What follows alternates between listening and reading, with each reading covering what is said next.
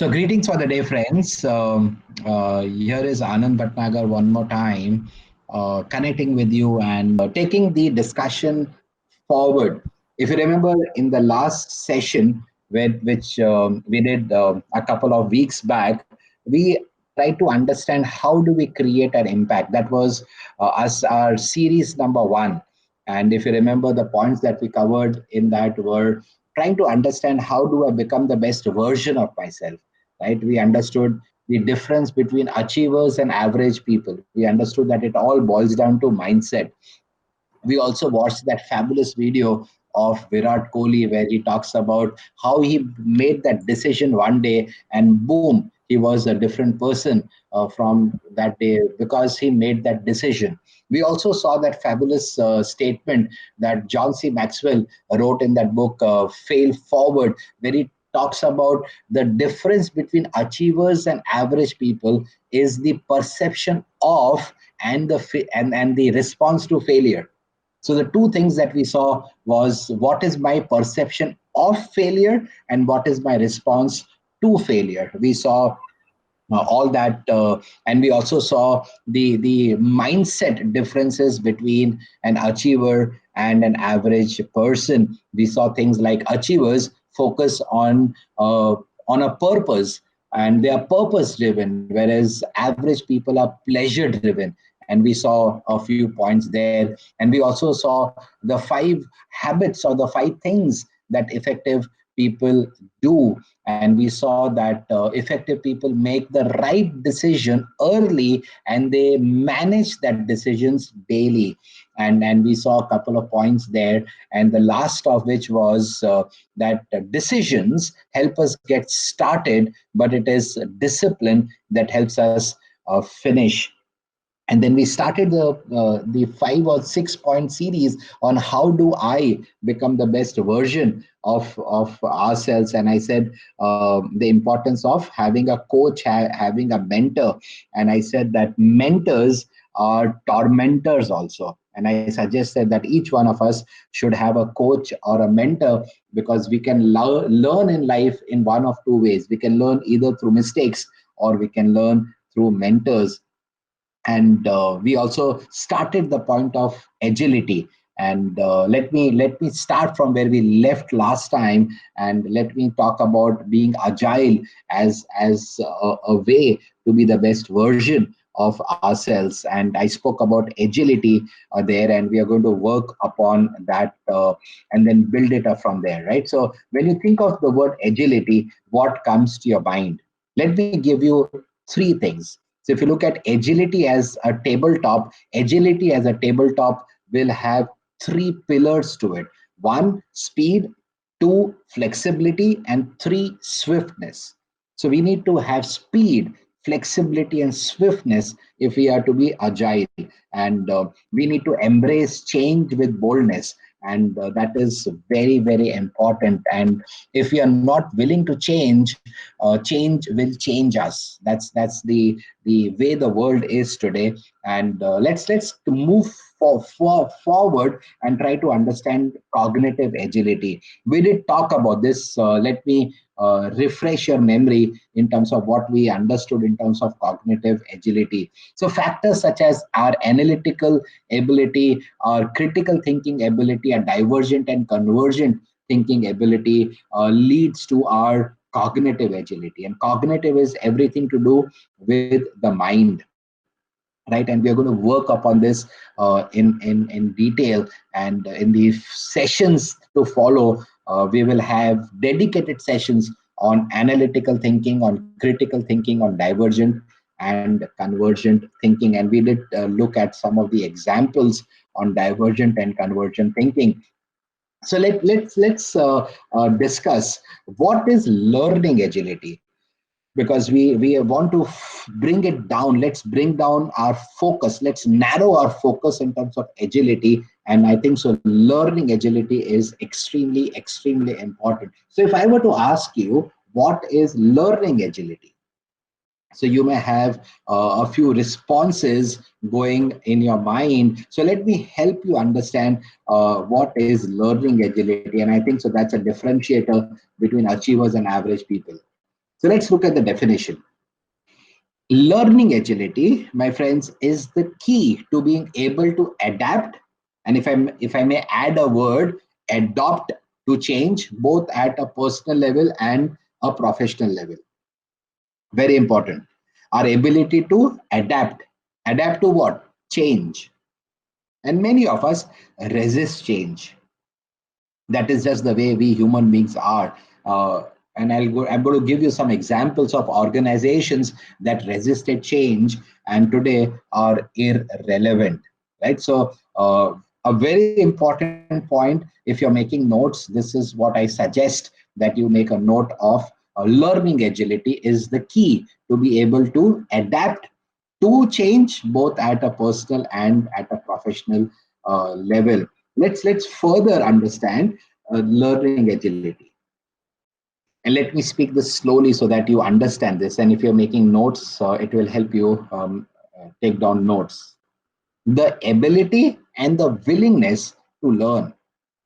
Now, we can be taught a few things. Like you can teach me a few things, I can share a few things with you. We can have our parents, our elders, our teachers, our professors, our seniors, our mentors, our coaches. They can teach us a few things. You have the ability to learn, but the challenge is, are you willing to learn? And that is something that is intrinsic, it is internal. I cannot create a willingness in you to learn. I can create an influence, and then you will have to have the discipline to and the resilience to make it a long-term journey as far as willingness to learn is concerned. So if you are learning what is learning agility, it has two parts to it: the ability to learn and the willingness to learn.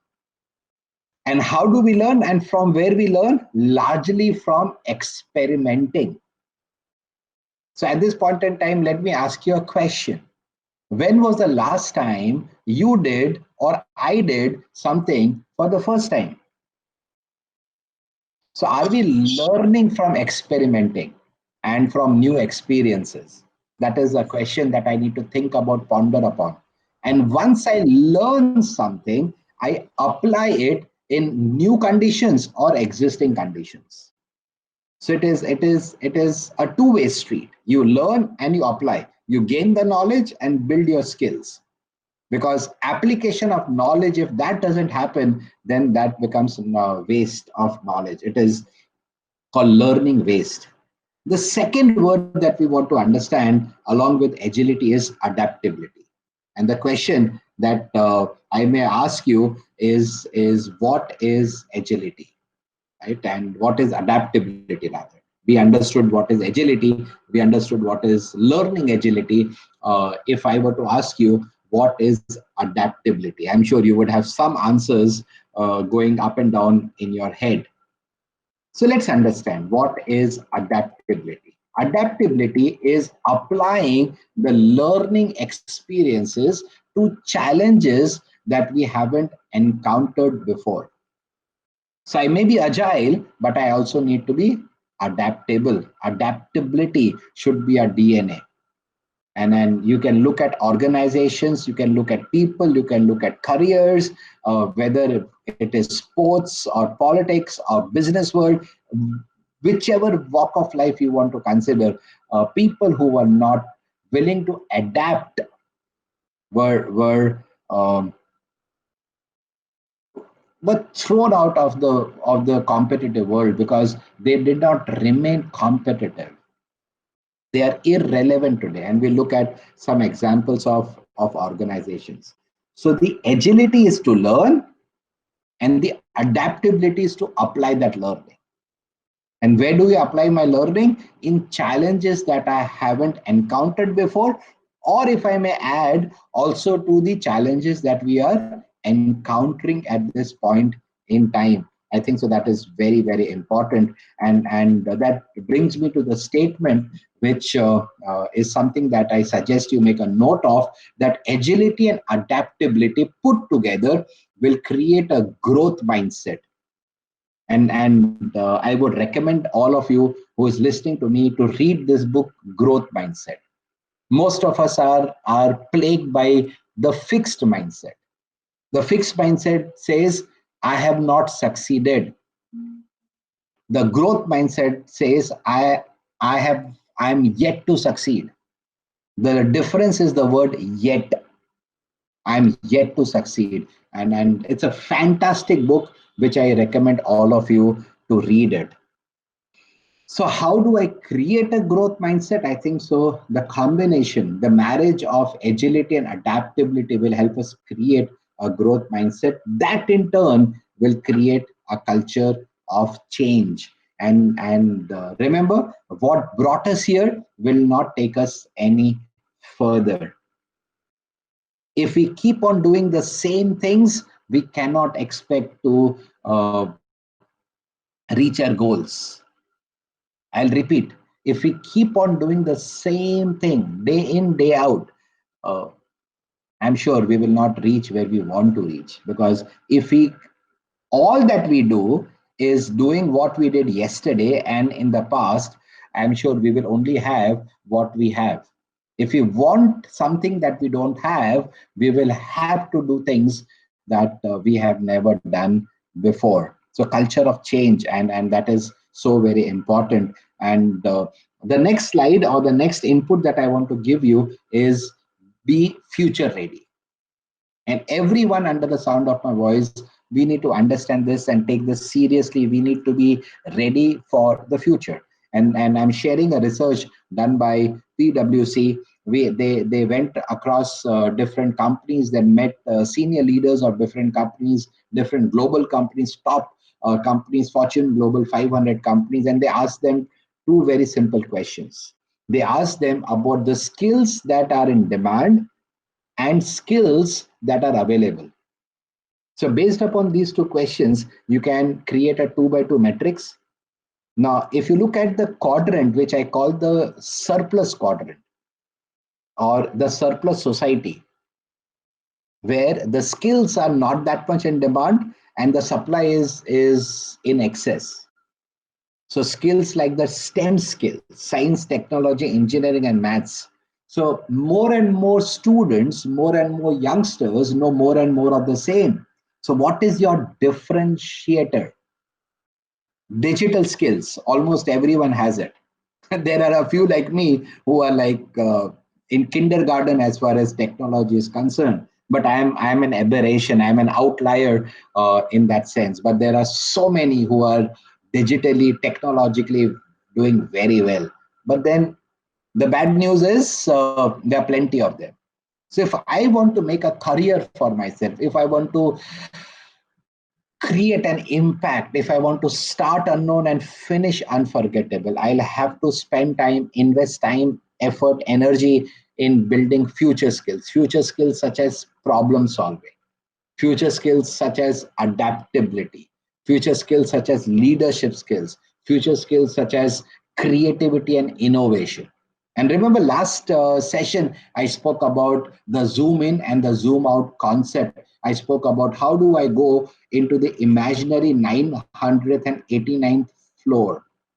And I spoke about the before Corona days, during Corona days, and after Corona days. I gave you that BC, DC, and AC concept. BC means before Corona, AC is after Corona, and right now we are in the DC period, that is during Corona. All this is going to change, and I suggest that you use what you have. And everyone under the sound of my voice, my friends, you have 168 hours in a week, and we need to analyze what we are doing with the time. So I suggest use what you have, use the time that you have to be future ready, because that is the only way to create an impact.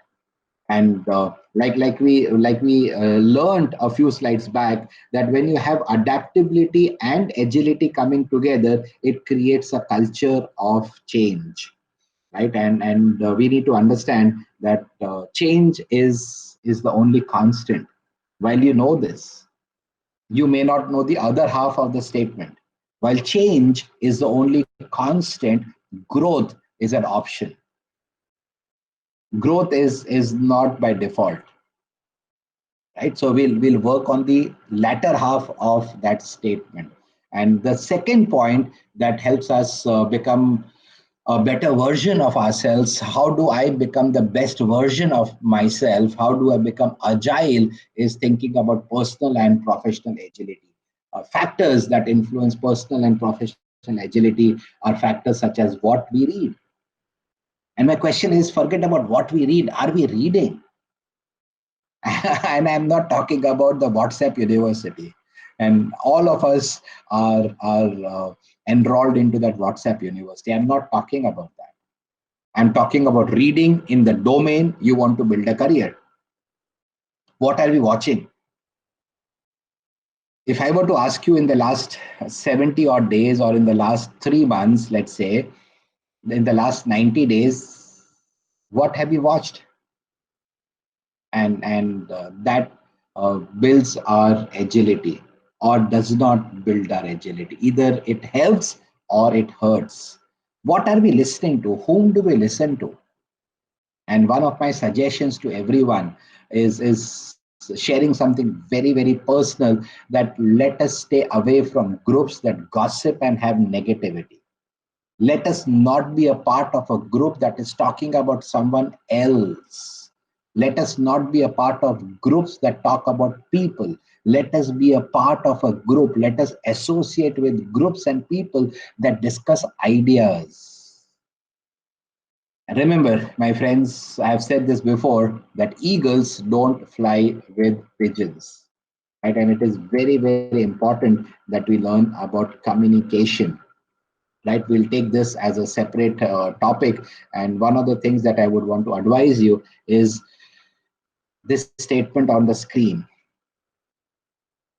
that when we listen not to understand, we listen just to reply. Right? And maybe next time I'm going to do a small uh, uh, test of you. I have got a quick YouTube video. Maybe we'll do it maybe in the next session. So, and that test, that YouTube or the test that I'm referring to, is a small test for our listening skills. So when we are listening to someone, we need to be careful about whom are we listening to, and second, are we listening to understand or are we listening just to reply? And my friends, understand the impact that education has on our lives, impact that exposure has on our lives, impact that experience has on our lives. Please remember our education, and I'm not talking about education which is limited to formal education. Let me share a statement which I learned from one of my favorite authors. His name is Jim Rohn. And he says this, and you may want to hear this carefully and make a note of it. He says that formal education will help us earn a living, but self education will help us earn a fortune. So, our education has a huge impact in the kind of person that we will become. Our exposure, our experience, something like our association, the books that we read. And if you want to make a note, please make a note of this point, my friends, that 5 years from now, 10 years from now, 15 years from now, 20 years from now, I would, you would, we would remain the same person, except for two things: the books that we read and the people that we associate with. Let me repeat what I just said. I would remain the same person that I am today, uh, whether it is 5 years down the line, 10, 15, 20 years down the line, if I do not change what I'm reading, if I don't change my association. Remember, my friends, we are the least common denominator of the five friends that we spend our maximum time with. So your association is going to determine your growth in life. And let me share an example with you. This fish that you see on the slide is a Japanese fish called koi fish, Koi. Now, if I were to put this koi fish into an aquarium in my home, this koi fish will grow no longer than 4 inches. Now, if we were to take that 4-inch koi fish out of that aquarium and put it into a larger aquarium, the 4-inch fish will grow to 8 inches, while it remained 4 inches in the aquarium in my home. If I take that 8-inch fish from that aquarium and put it into a larger water body, it grows 12 inches. From that 12 inches, if I take it into a larger water body, it grows 20 inches. And if I put it into a lake, it grows 48 inches, while it remained confined to 4 inches in the aquarium in my home. So I believe God created us to be 48 inches, but our association, our surroundings are limiting us to be 4 inches. So the power of association, never undermine that. Never ever undermine that. So who do you associate with? Very, very important. And that also helps us to value ourselves. I believe most of us overvalue what we are not, and we undervalue what we are. We exaggerate things that are not our skills, are not our strengths, but we seldomly focus upon the talents and the giftings and the ability that God has given us. So we should never ever get into that trap. It is important that I feed my mind with faith.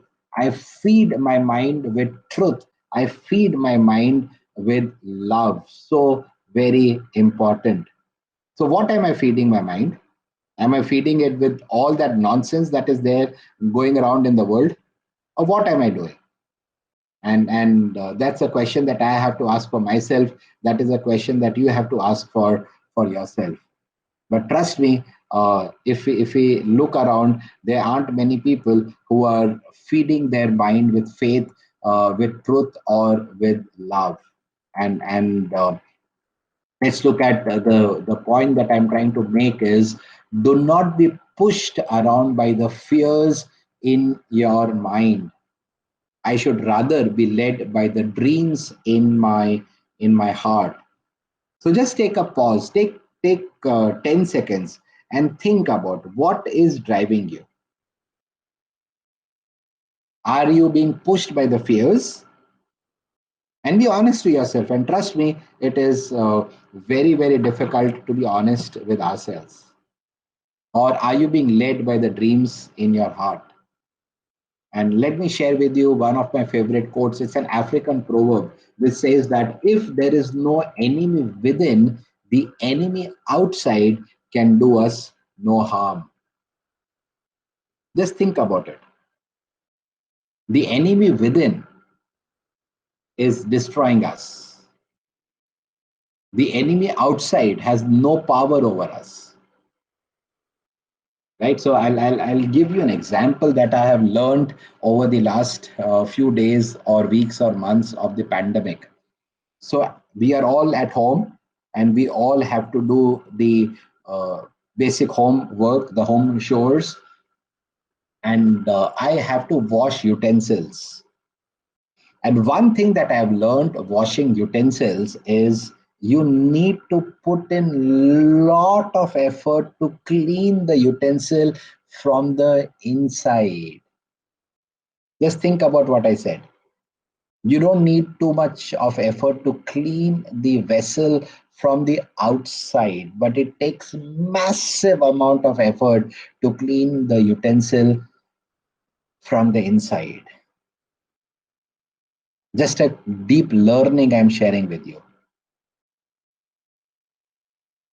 The other thing that I have learned is, as I sweep and mop my home, the floor of my home, and I would, let us say, have all the doors and windows of my home closed. I have, let us say, a centrally air conditioned glass home. Everything is packed.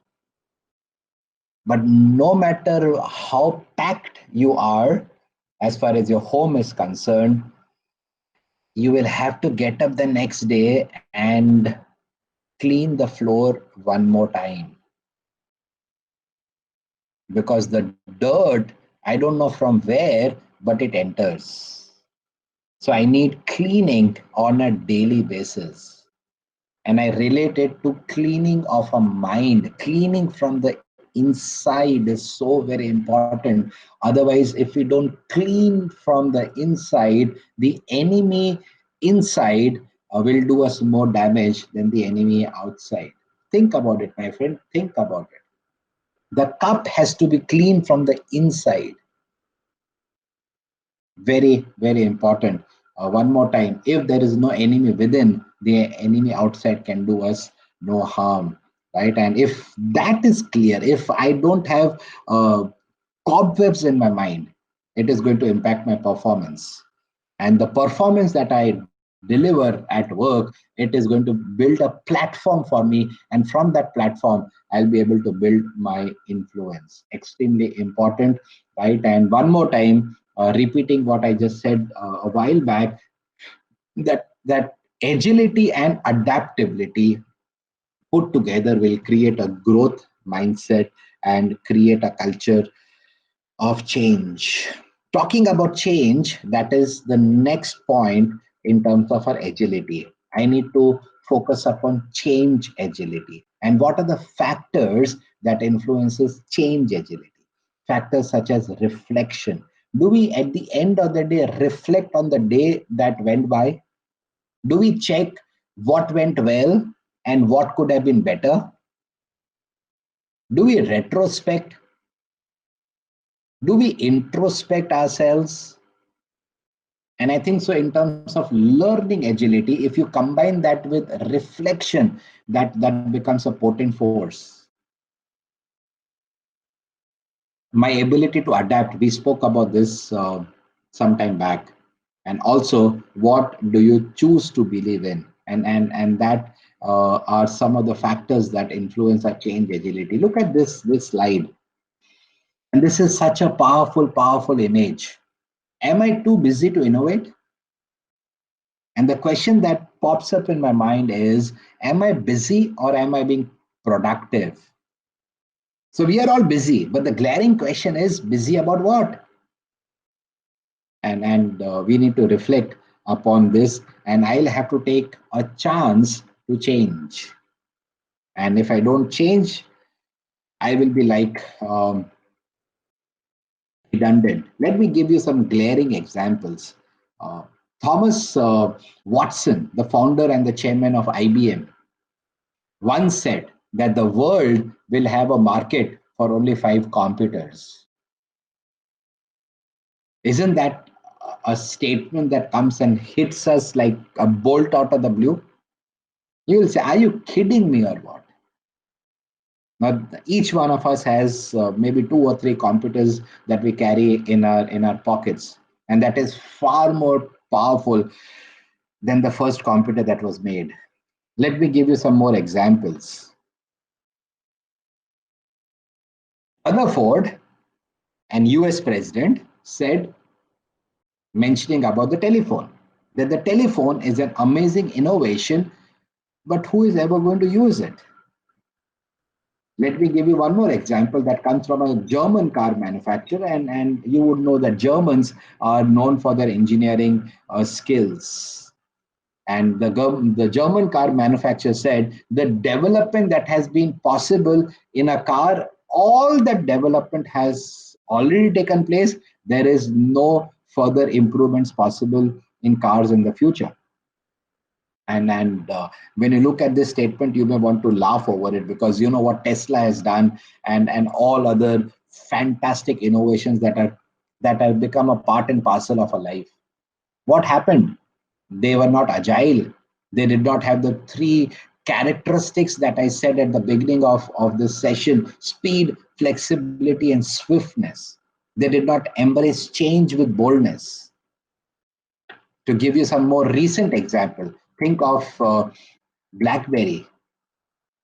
I'm sure all of you would relate to the brand BlackBerry as you would relate to Kodak. What happened? What happened to Nokia? What happened to Blockbuster Video? That was one of, not one of, the largest video rentals in the world. Netflix came and killed it.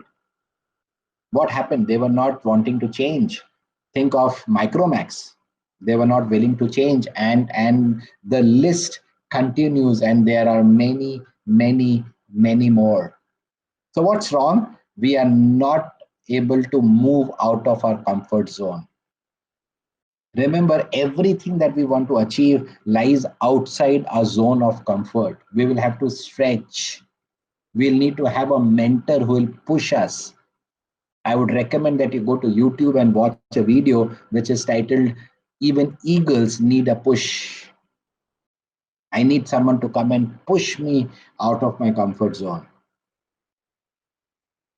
Right? So remember, my dear friends, two statements, and make a note of this and ask yourself, are you in the first statement, which says change brings growth, or are you a part of the large population that sits in statement number two, which is reactive, and that is growth bringing in change? Change bringing in growth is being proactive. Take the examples of Apple, take the example of all leading organizations, no matter what industry you would want to talk about. They are changing, and that change is bringing in growth. Why is this important? That we become proactive. We should not be reduced to be reactive. Change brings growth is vital because we are living in times which is volatile. We are living in times which are uncertain. We are living in times which are complex, and we are living in times which are ambiguous. So, how do I combat volatility? How do I combat uncertainty? How do I combat complexity and ambiguity? And I think so. We need vision to combat volatility. We need understanding to combat uncertainty. We need clarity to combat complexity. And we need to be agile to combat ambiguity. Very important. Take about 10 seconds and think, how is this new VUCA world hitting you? And it is hitting each one of us very, very hard. It is hitting organizations that are rigid, that are not agile. It is hitting it very, very hard. And I look at the examples of Nokia and all that examples that we saw. Think about it. I'll give you some more points. If I want to tackle volatility, I'll need to have velocity. If you're making notes, please write down. I'll have to have speed. The speed with which we do things will be very, very important. It will either take us to the next level, or it will be detrimental to our existence. So I said two words to combat volatility. I said vision, and the other word that I'm sharing with you is velocity.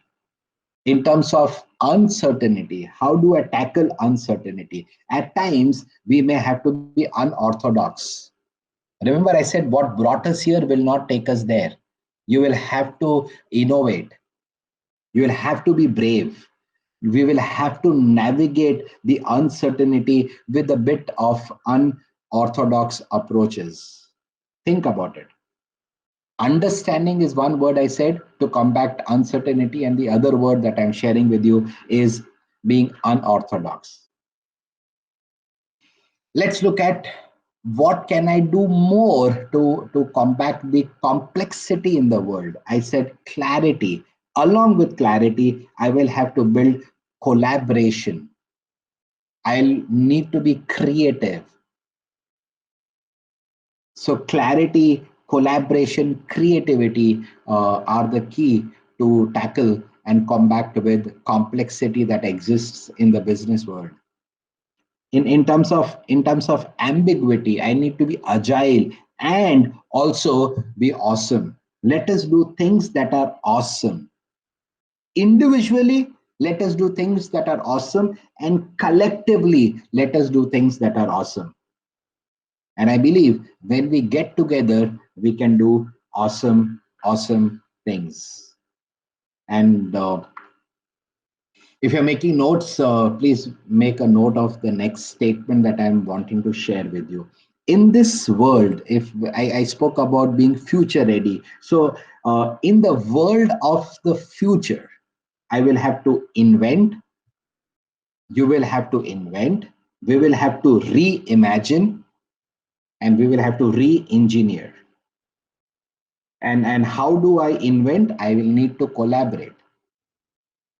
How do I reimagine? I'll have to work without hierarchies. No red tapeism is going to help us. How do I re-engineer? I will have to create new glory and not bask in past glory. So one more time, this is important, my friends, very important. In terms of volatility, what do I need to have? I said vision and I said velocity.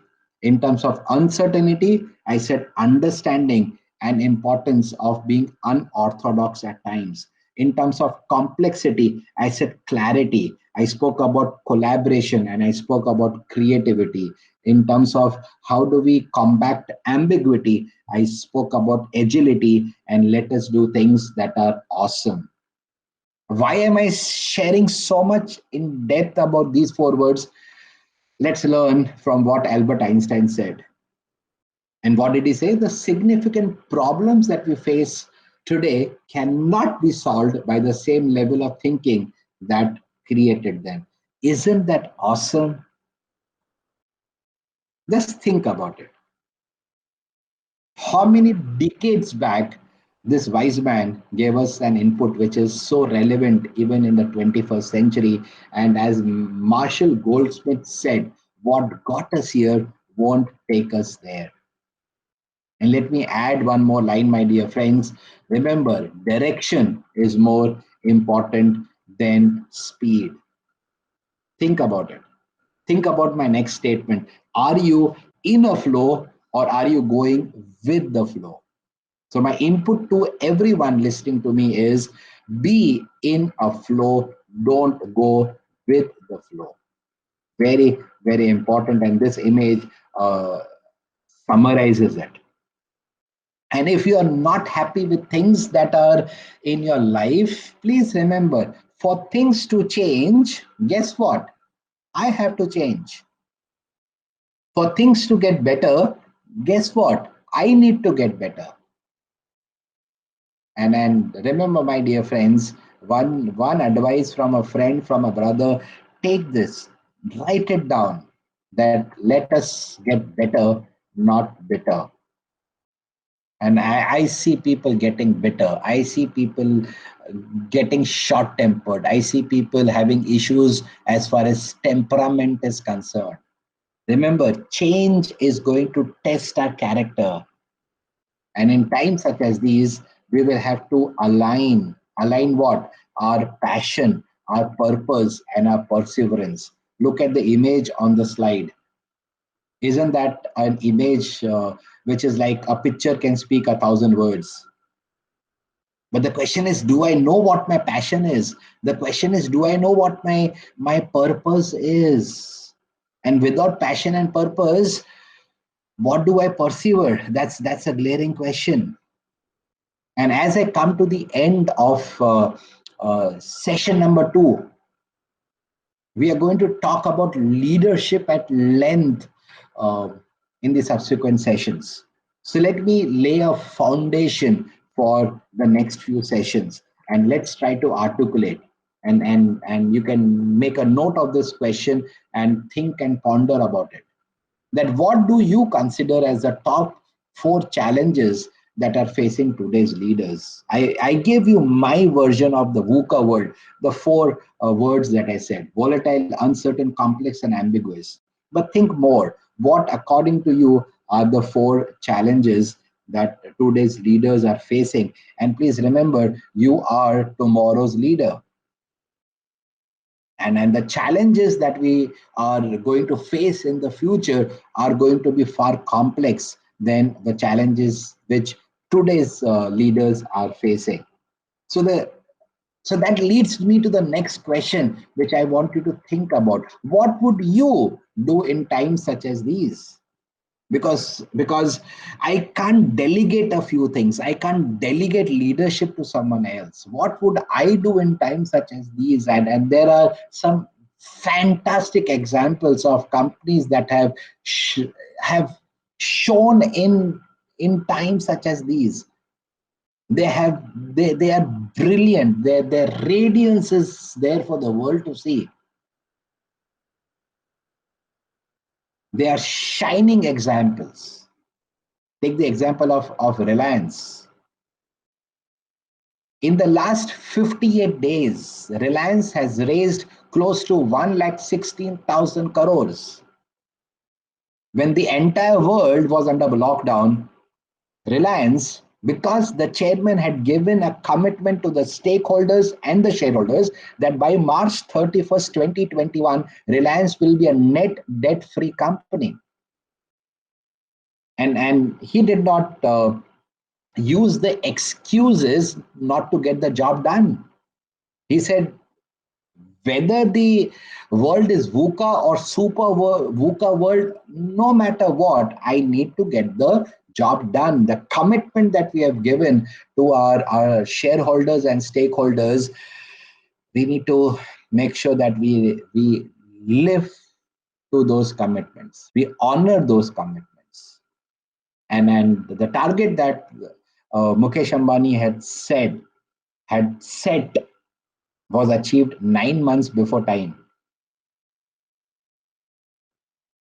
And if you were to think hard, I'm sure you will not find many examples like the example of Reliance and Mukesh Ambani that I just shared with you. In 58 days, Reliance has raised 1,68,000 crores in total. 1,15,000, 1,16,000 crores from investments in Geo platform, and about 53,000 crores raising the right issue, money from the right issue. One in total, close to 1,68,000 crores. What am I doing in times such as these? The question is, how do I work in this new economy? And the question that I need to think about is, how is this new economy impacting you? How is it impacting me? Because whether we like it or not, the new economy is going to impact us, both as companies, organizations, and as individuals. Compare and contrast the impact that was there in the last 10 years and the next 10 years. Compare and contrast that. Compare and contrast this question: how is it going to impact the work and the employment space? And remember, we are talking about the future because we are going to live the rest of our life in the future, and I need to be future ready. So, as I leave you with some thoughts, you may want to ponder about it, think about it, and write your answers. In times such as these, how do I move upwards? The second question is, what am I actually doing? And are the answers to question number one and question number two in sync? Or is there a discrepancy between how do I move forward, onwards, upwards, above and beyond, and versus what am I actually doing? Remember one definition of discipline: it is what I want now versus what I want most. And we'll talk about discipline, which is so very important, and what are you expected to do, right? And so thank you for your time. Thank you for listening to me. It was absolutely great sharing some of my thoughts, and think about this definition of leadership. So when we meet for session number 3, we are going to learn more about leadership from one of my favorite leaders in the corporate world, a fantastic human being, a great friend of mine, and he is going to teach us the he'll help us understand leadership from the life of an eagle. What can I learn about leadership by studying an eagle? So stay tuned and connect with us on the same platform, same time next Saturday, where we are going to take the point of leadership to the next level. So thank you for listening to me. Thank you for your patient hearing. In case there is anything that I can help you with, if you want to reach out to me, feel free to reach out anytime, as many times. You can follow us on our Instagram handle, which is always believing underscore AB.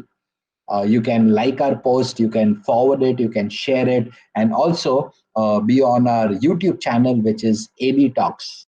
Subscribe to it, like it, and also have your friends subscribing to it and liking it, because on that channel and on the Instagram, we are only going to talk about how do I create an impact, how do I start unknown and finish unforgettable, because that is what we should all be doing, right? So on that count, I thank you once again for your time, and thank you for everyone who has made this call possible. As I sign off, I pray that God bless you. I pray that God protect you during times such as these. I pray that we pray more and panic less. I pray that we worship more and we worry less. And let us all be warriors and not warriors.